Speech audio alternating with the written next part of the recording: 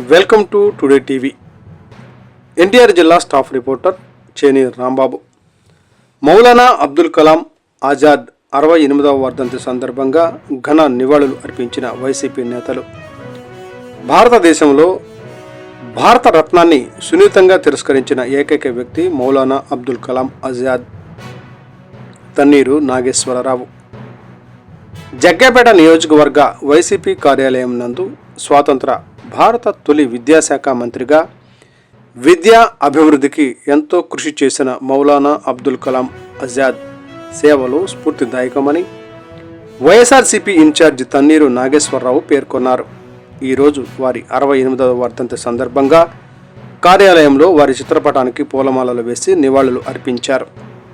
ఈ సందర్భంగా స్వాతంత్ర పోరాటంలోనూ దేశ నిర్మాణ దిశగా జరిగిన ప్రయత్నాల్లోనూ ఆజాద్ పోషించిన పాత్ర అని నిర్వచనమేదని అన్నారు. ఈ కార్యక్రమంలో వైఎస్ఆర్ కాంగ్రెస్ పార్టీ నాయకులు తదితరులు పాల్గొన్నారు. ఇవ్వడం జరిగింది. అంతేకాదు ఆయన ఒక మంచి రచయిత